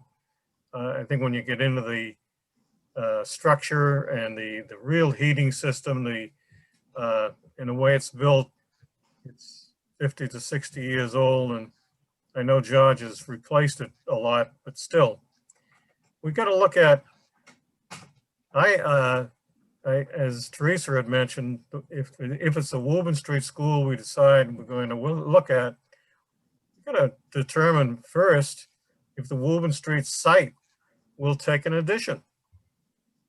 And as I picture the building and the way it's located, I got my doubts, frankly. And I know architects can do amazing things, but if you've got to look at the two things at once that you want to take, you can't move the kids until you build something for them to go into.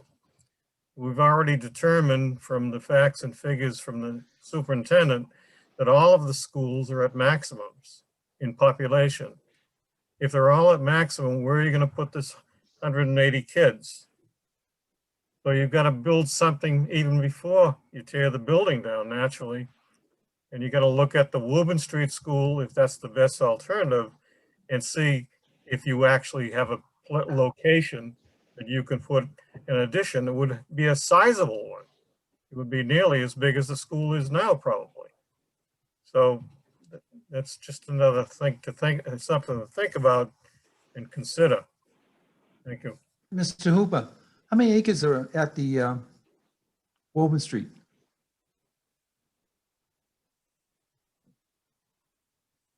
You're muted. George, you're muted.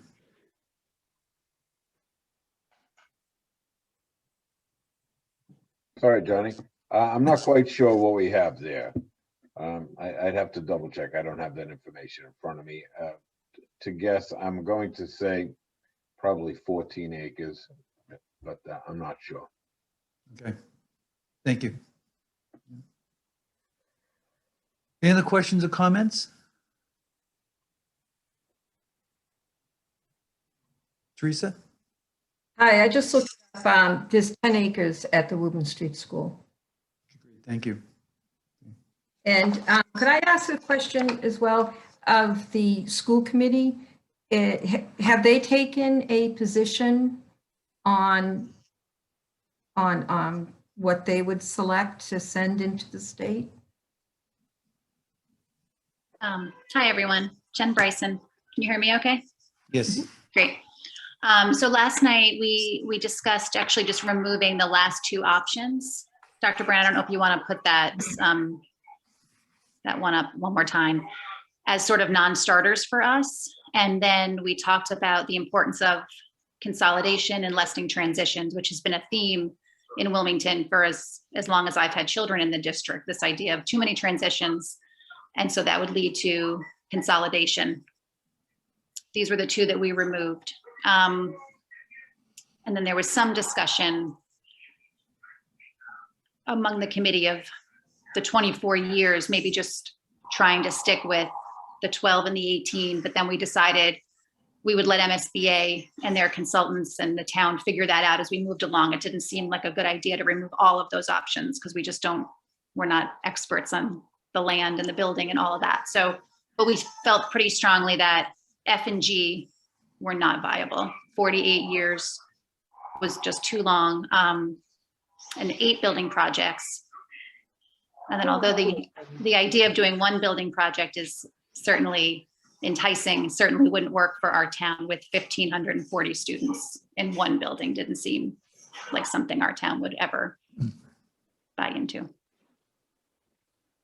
Will you be meeting again before the application is sent in to the state? And will you be taking a vote at that meeting to select which options you would be agreeable with?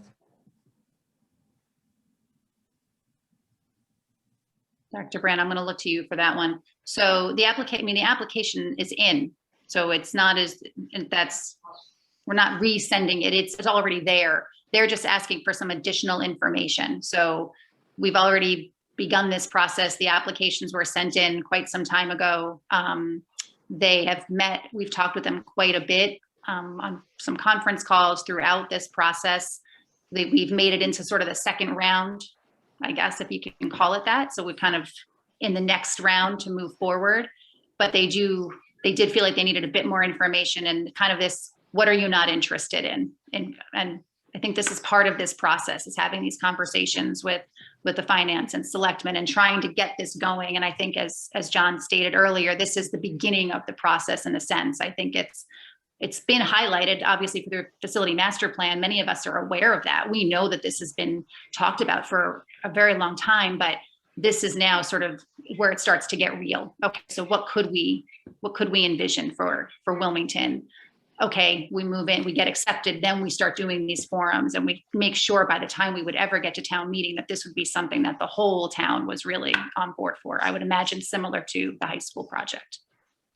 David Ragsdale, I'd just like to add that the school committee was very involved in not trying to get involved too much into the discussion about what we want, because it is so early in the process that these are conversations that come later after, if we're invited in. But really on that, are there any options here that we know are simply absolute non-starters? Is there anything here that are just deal breakers that the community we think or that we could not possibly support? And beyond that, not worrying too much at this stage of which options are necessarily the best ones. But this is because this was the information that they were looking for. Is there anything here that you simply are certain as a community that you do not want to pursue? And one more thing I'd like to add to follow on to Dr. Brand is that we're doing well so far in the process this year, that we've gotten as far as we have and that they've signaled that they recognize our need. There is absolutely no guarantee that we would do as well next year. Every single year, the entire process simply starts from scratch. And with the applications that they have, they look for what the greatest need is. And if in next year's statements of interest, there are buildings with more need than what we have, then we are just out of luck.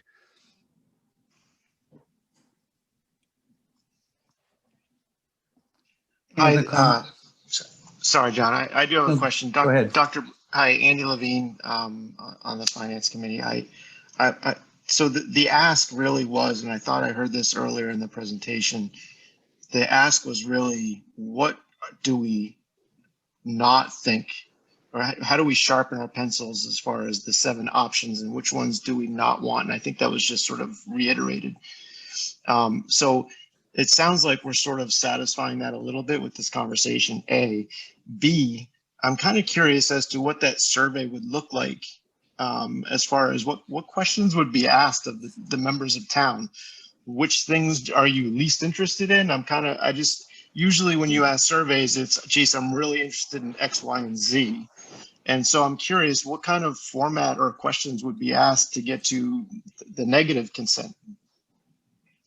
It's a great question. I know it's one that at least a member or two of the school committee has raised as well too. And to be clear, this tool is not finalized yet. And to be honest, now having gone through this, effectively the second presentation tonight and the questions that you've raised, it's making me rethink that in terms of what that actually could look like best to not overwhelm and confuse people, but also really get to the point that we're trying to gather. And I think, it's a tall order, right? Again, as has been touched upon, to put this request in a survey to get something back. And,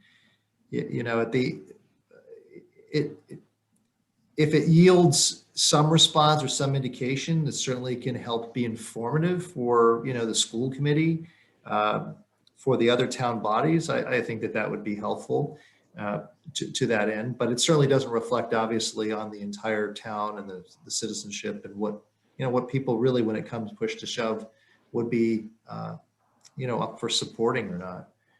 So the idea originally, to answer your question, Mr. Levine, was, to lay out these options and highlight the total phases to get to completion.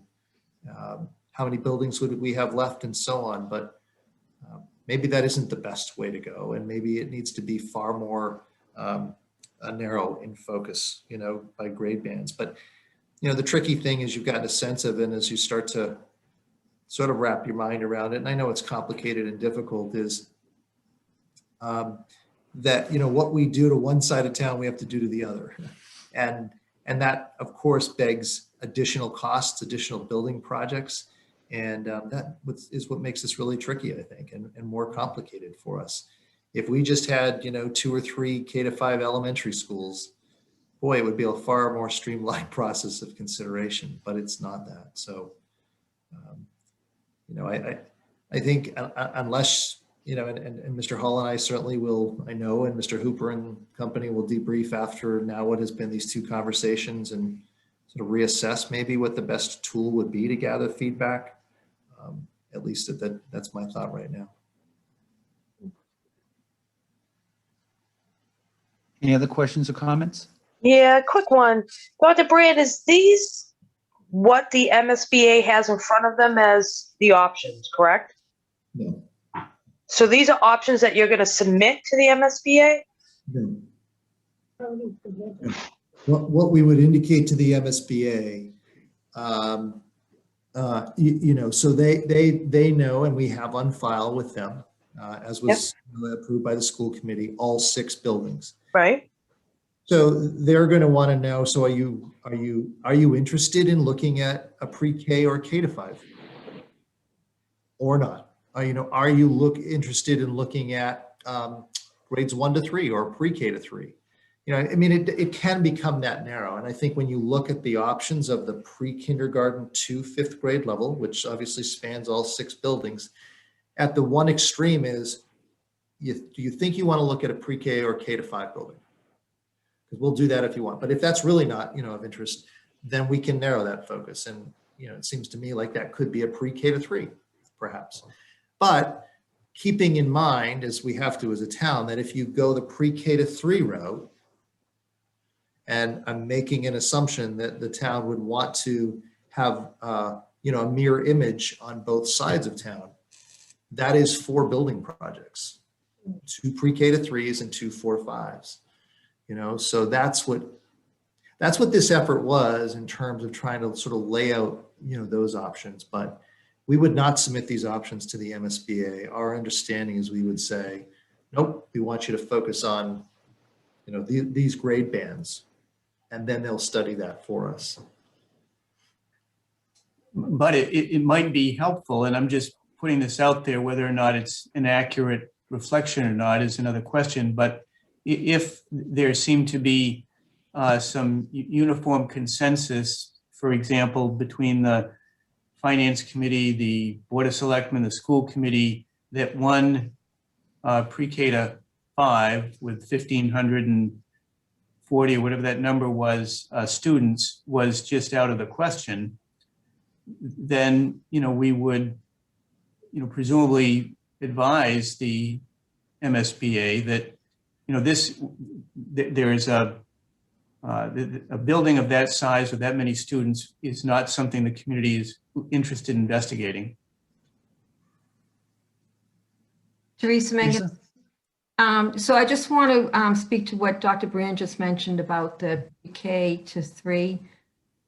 I think one of the attractions to that configuration is that just like you have in version 2 of your phases, Sure. You could actually move the additions or consolidations of the north and the west out further. And it would buy you a lot of time. Like, for instance, if you were to do this, the Right. originally scheduled consolidation, you would have to do the north in order to do the Woburn Street. So this way you can do the Woburn Street, take care of the Wildwood Street issue, and possibly, and then maybe 10 years later, go over to the SHAWSHEEN, do the same thing. And at some point in the future from that point, say, now what are we going to do with the north and the west? We've got these other buildings all situated. It brings you a lot of time and a lot of, the community, a lot of opportunity to just take a breath from these projects. Yeah, and also I would say, and that's a really great point. I'd also say, some degree, and maybe it's just myself thinking about that through the lens of the superintendent, but I would imagine others too, is sort of that lens of parity or equity, right? From, again, the 2 sides of town. And, Beltwell doesn't get as much focus as Wildwood. And I think rightly so in terms of the condition of the building, but Beltwell has its constraints too. In terms of it's very small. Those classrooms are very small. It's very tight. They're both great schools, but right, there's some constraints there. So that idea of taking care of one side of town, if you will, and then the other, I think, would have some receptivity, I'm sure, and a feeling of balance and equity, right? No matter for a family of which side of town, your child might go to. I think that has appeal. I totally agree, and that came up in the facilities master plan as a consideration that we had to be aware of. It does exist. Yeah. But I think honestly, if people understood the how critical the Wildwood Street School is, I think they would understand that that project was going to move past and be taken care of first. It's not unreasonable, but that would not be an unreasonable move to take. It would be unreasonable if you just threw it out of a hat and said, we're going to do this project and too bad for the other side of town. But this This you can quantify. It needs to be done. So if that helps at all. Any other questions or comments? Well, yeah, just a quick one that Teresa's right there. But actually, in reality, over the past many years that we've all been around here, we have had to pick and choose which one goes first in what side of the town, and you just go ahead and do it. And the other side of town, whichever it is, just has to wait for the next one. You can't do them both at once, or I don't think we can. And it's should be understandable, really.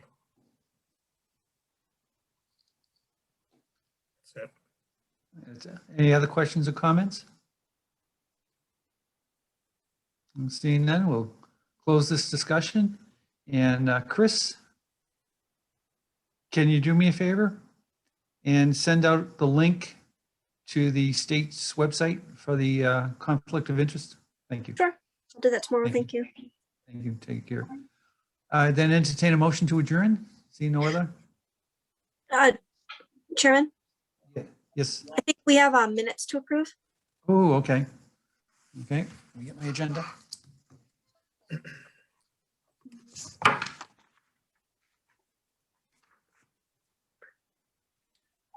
Okay, entertain a motion to approve the minutes of February 9th.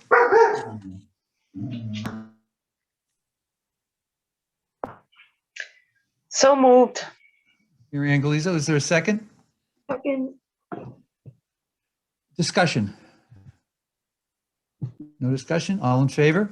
Roll call, please. Mr. Nally. Aye. Ms. Manganelli? Yes, aye. Thank you. Ms. Galizzo? Yes. Mr. Dugas? Yes. Ms. Levine? Yes. Mr. Stokes? Yes. Myself, yes. Passes. Any other business then? Seeing none, entertain a motion to adjourn. Motion to adjourn, John Dugas. Thank you. Is there a second? Kevin Stokes. Thank you, Kevin. Another roll call then. All in favor, Mr. Nally, Yes. Ms. Manganelli, Yes. Ms. Galizzo, Yes. Mr. Dugas, Yes. Mr. Levine, Yes. and with Mr. Stokes. Yes. And myself, What yes. about me? Pass. Michelle. Michelle, I'm sorry, Michelle. I didn't see a picture there. I told you my video's not working tonight. Sorry about that. No Sorry about that. Meeting adjourned then. Thank you, everyone. Thank you. Thank you, everyone. Good night, Everyone, everybody. Dr. Byrne, thank Good you, night. school committee. Good night. Thank you. Thank you. Good night, everyone. Good night.